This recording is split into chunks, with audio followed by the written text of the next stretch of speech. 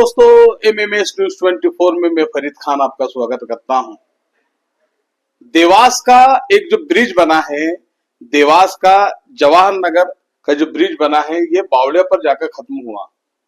इस ब्रिज को लेकर सत्ता पक्ष ने भी अपनी बात रखी, विपक्ष ने भी इसे जबरन ब्रिज का नाम दिया और इस ब्रिज को जबरन ब्रिज का नाम देने के साथ साथ काफी शोर और काफी इस तरह के माहौल पैदा हुए कि कहीं ना कहीं ये ब्रिज लोगों के लिए घातक बन सकता है। जब से ये ब्रिज बना है तब से लेकर अभी तक कई हादसे हुए, यहाँ पर कई लोग घायल हुए और कई लोगों की जीवन खत्म हो चुका है। इसी को लेकर एक जो कल हादसा हुआ, उस हादसे में एक दंपत्ति का निधन हो गया। हादसा इतना भयंकर था कि जो पत्नी थी, उस जो मृतक था, उसकी पत्नी, उसकी मृतक की पत्नी की मृत्यु हुई है, वो ब्रिज से नीचे उछलकर जा गिरी। आखिर इसको बनाने में तौर तरीका क्या रहा, इसको लेकर विरोध क्यों हुआ? हमारे साथ एक समाज सेवी कांग्रेस के नेता पंडित रितेश त्रिपाठी जी मौजूद हैं। पंडित जी, सबसे पहले तो आपका स्वागत है। नमस्कार। पंडित जी, मैं अपनी बात यहीं से शुरू करूंगा क्योंकि आप कई सामाजिक मुद्दे उठाते हैं आपके जो साथियों हैं उनके साथ। पंडित जी, सबसे पहले बताएं कि इस जो ब्रिज का नाम आपके साथी प्रदीप चौधरी जी ने उनके नेतृत्व में जबरन ब्रिज को रखा था, बताएं आप। जबरन ब्रिज तो इसलिए रखा था कि जो स्थान पर वो बनना था उस स्थान पर उसको बनाया नहीं गया। ना जनता की मांग थी और जब स्थान परिवर्तन हुआ तो ना केंद्र से अनुमति लिए। और इसमें जो मुख्य बात यह है कि जो हमने कलेक्टर भवन के वहां दुकानें जो बेच रहे हैं, समदड़िया को हमने पूरा देवास बेच दिया है। लोग कोरोना की बीमारी से जीवन संघर्ष कर रहे थे, ऑक्सीजन के लिए परेशान हो रहे थे। उस समय हमारे जिले के अधिकारी और जनप्रतिनिधियों ने मिलकर हमारी सब जो कीमती जमीनें थी वो समदड़िया को बेच दिए, तो वहां पर उसकी दुकानों की कीमत कम हो जाती। मंडी ब्रिज भी समझौता ब्रिज है, सब प्रतिष्ठान बचाने और अपने कॉलोनी और प्रतिष्ठानों का स्वरूप नहीं बिगड़े इस ब्रिज के कारण। नहीं तो इसकी लंबाई भी भोपाल चौराहे तक आना था और भोपाल चौराहे से वो ब्रिज एलएनबी क्लब तक, इंदिरा प्रतिमा जी के वहां तक जाना था। तो जनता की धनराशि का दुरुपयोग हुआ उस समय, सर्वप्रथम हमने भी की, उसके बाद प्रदीप चौधरी जी मैदान में भी आए। पर जो देवास शहर के नागरिकों और जो हमको भूमिका निभाना थी सार्थक परिणाम तक, वो भूमिका हम भी नहीं निभा पाए।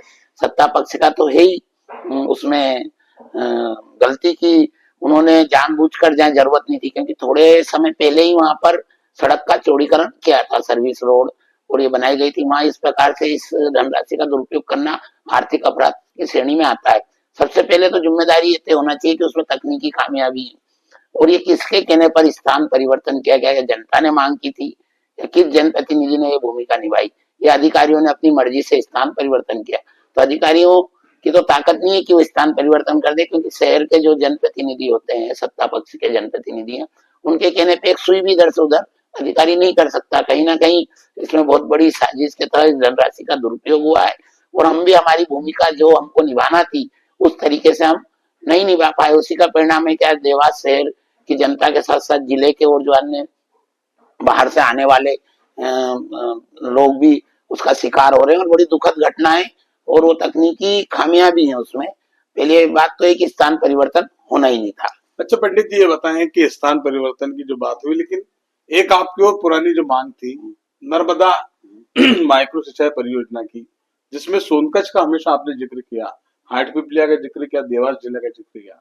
अभी 2 दिन पहले जब मोहन सरकार का पूरा 1 वर्ष हुआ तो सोनकच्छ के विधायक जी जो है राजेश सोनकर जी, उन्होंने कुछ घोषणा की है, क्या है थोड़ा सा बताएं। जो नर्मदा देवास उद्गम सिंचाई परियोजना बनी थी उसमें ये 65 गांव कांग्रेस शासन जो कमलनाथ जी के 15 महीने का था, जब आदरणीय श्री दिग्विजय सिंह जी के माध्यम से डीपीआर तैयार हो गई थी पर सरकार चली गई, तो उसमें हमारे 65 गांव थे। जब हाटपिपलिया माइक्रो सिंचाई परियोजना नाम दिया तो उसमें 65 गांव छूट गए थे। तो हम लगातार मांग कर रहे थे कि इसको काली सिंध फेज 1 फेज 2 या नर्मदा शिप्रा बहुउद्देशीय जिसका उद्घाटन होने वाला है, उसमें तो पानी पहुंच रहा है सब जगह, नागदा और मक्सी उज्जैन किसानों को भी मिलेगा और पेयजल के लिए भी मिलेगा। तो वो हमारी मांग थी। तो उसके लिए काली सिंध नदी पर 2 बैराज बनेंगे, जो उससे फिर पानी 57 गांव को भी, 57 गांव टोक खुर्द तहसील के और 8 गांव सोनकच्छ बहुरासा सहित हैं।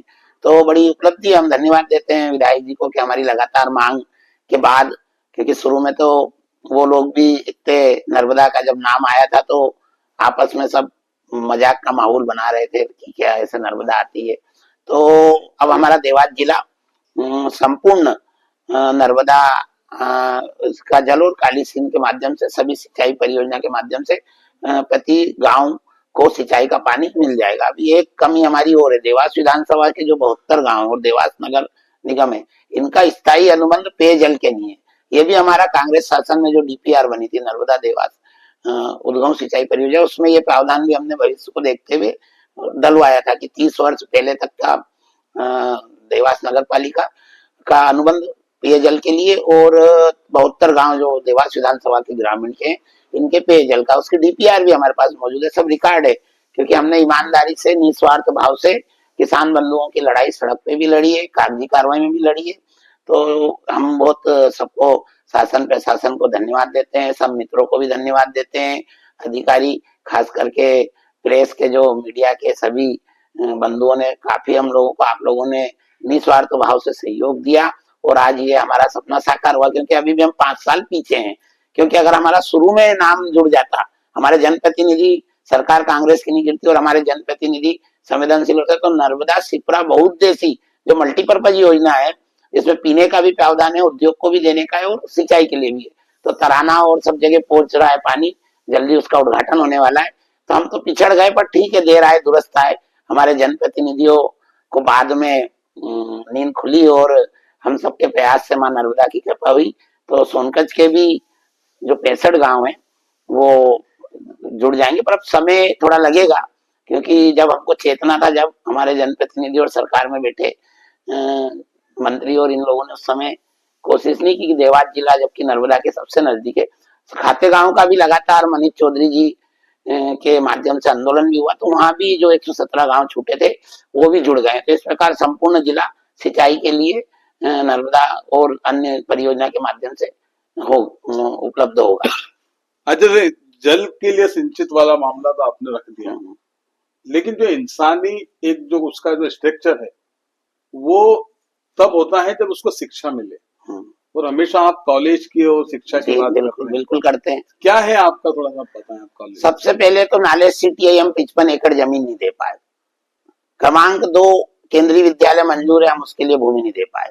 सीएम राइज स्कूल 40 करोड़ का प्रोजेक्ट है, अभी तक बन के तैयार हो जाना था। हमने एक मॉडल स्कूल में ही सीएम राइज स्कूल बनाने की बात रखी और वो जनप्रतिनिधियों की जीत के कारण बन भी रहा है।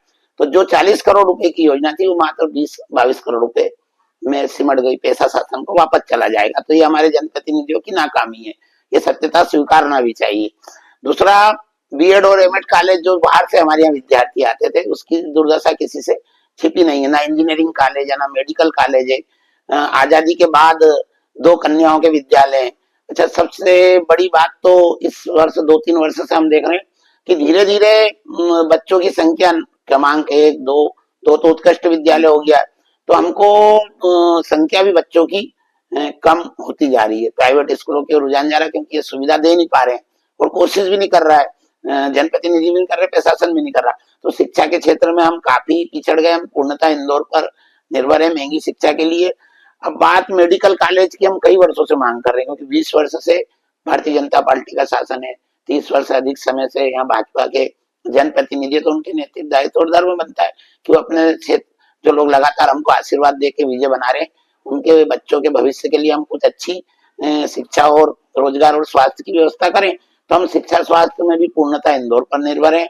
हमारे यहाँ ट्रामा सेंटर जैसी सुविधा 24 घंटे नहीं मिल पा रही दुर्घटना के लिए, ना ऑपरेशन हो पा रहे हैं, जबकि छोटी छोटी जगह पे ट्रामा सेंटर है, वो भी हमारी वर्षों पुरानी मांग है। पर वहाँ बोर्ड लगा दिया ट्रामा सेंटर है, बल्कि वहाँ कोई ऐसे रोज ऑपरेशन और ये दुर्घटना होती है तो नहीं हो रहे हैं, क्योंकि उसमें तुरंत इंदौर भेज देते हैं। तो कहीं ना कहीं हमारी चूक तो हो गई कि हमको जो वर्षों पहले सुविधा मिलना थी वो नहीं मिल पाई। अब मेडिकल कॉलेज, शासकीय मेडिकल कॉलेज की हमारी मांग है, परंतु मोहन सरकार, माननीय मुख्यमंत्री जी का कहना है कि पीपी मोड पर देवास को दिया जाए। जनप्रतिनिधि बोल भी नहीं रहा, बार बार माननीय सांसद जी और विधायक जी से निवेदन कर रहे हैं कि शासकीय मेडिकल कॉलेज हो। भाई पीपी मोड पे अगर मेडिकल कॉलेज आ गया तो जो थोड़ी बहुत सुविधा जिला अस्पताल की मिल रही है, वो बिल्डिंग उस प्राइवेट ठेकेदार के अधीन हो जाएगी। और ठेकेदार आज की तारीख में निजीकरण में सबसे बड़ा नुकसान हो रहा है कि ठेकेदार अपनी मन मर्जी की अनुबंध में शर्तें डालता है। जो बाद में फिर शासन उस शर्तों को रद्द भी नहीं कर पाता, जैसा टोल टोल पे हो रहा है ना। तो ये भाजपा शासन की सबसे बड़ी गलती हो रही है, जो भविष्य के लिए बहुत खतरनाक साबित होगी। तो हम सब उसका पुनः जो विरोध करेंगे, चाहे हमको कुछ भी करना पड़े, हमको शासकीय मेडिकल कॉलेज दिया जाए। जिस प्रकार संदड़िया को जमीन बेचकर कीमती आप भवन निर्माण करा रहे हो, ऐसे ही मेडिकल कॉलेज जा रहे हो, तो जनप्रतिनिधि की सोच का पता भी चलता है कि वो जनता के प्रति गंभीर और संवेदनशील कितने हैं। तो हम अपनी जनप्रतिनिधियों से उम्मीद करेंगे कि वो शासकीय मेडिकल कॉलेज की बात करे, पीपी मोड़ के कॉलेज की बात नहीं करे। अच्छा, जैसे ये कॉलेज की बात भी रखी आपने, मोहन सरकार का 1 वर्ष हो चुका है। देवास को कोई 1 मिनट में बताएं किस रूप में देखते हैं?